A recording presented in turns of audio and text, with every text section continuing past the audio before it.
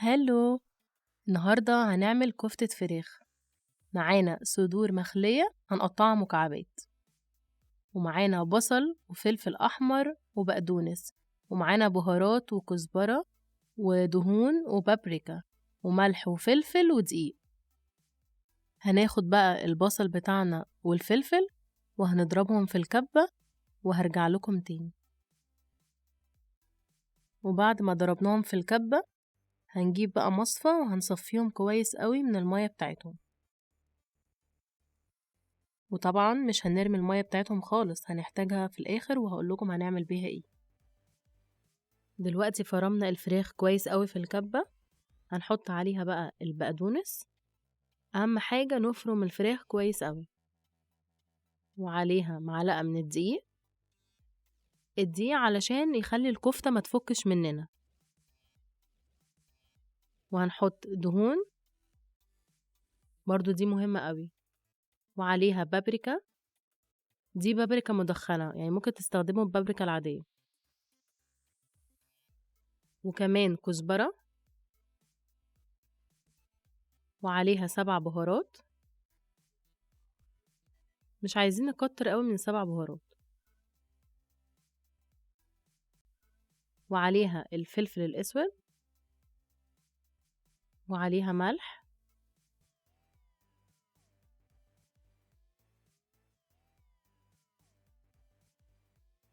دلوقتي بقى هنشيل كل الحاجات دي وهنجيب البصل بالفلفل اللي فرمناهم في الكب.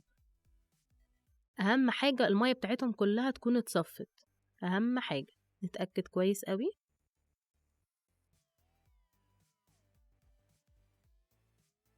ونروح حاطينهم على الفراخ. ننزل كل الخليط بتاعنا ده،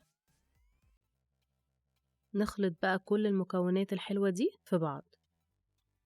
أهم حاجة نخلطهم كويس قوي. أنا هخلطهم وهرجع لكم تاني.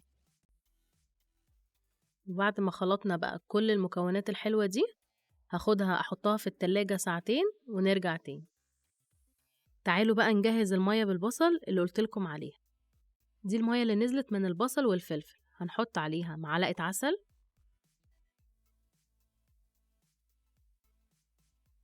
وعليها كاتشب،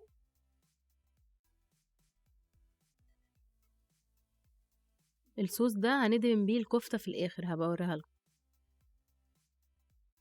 وعليها عصرة من الليمون، حاجة بسيطة مش كتير.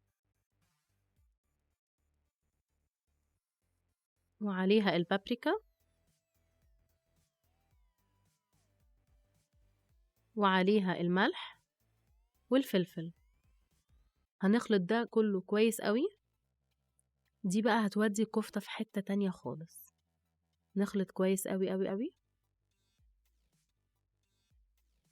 وكده الصوص بتاعنا بقى جاهز. نجيب بقى الكفتة بتاعتنا بعد ما ارتاحت وهنصبعها. دلوقتي بقى في خطوة مهمة جدا، هنجيب العصيان بتاعت الكفتة ونحط عليها مية مغلية. دي هتساعد قوي ان الكفتة ما تلزقش في العصيان واحنا بنسويها. كده الكفتة بعد ما طلعت من التلاجة هناخدها بقى ونصبعها.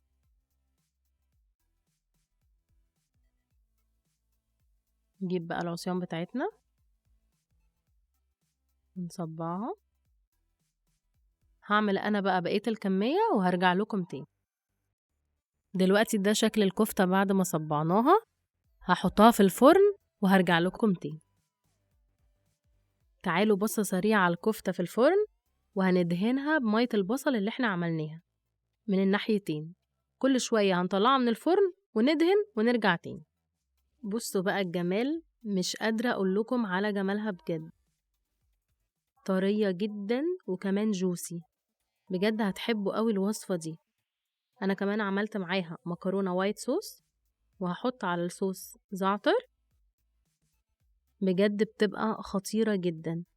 أتمنى تكون أكلة النهاردة عجبتكم، وبألف هنا وشفا، واشوفكم في أكلة جديدة. باي باي.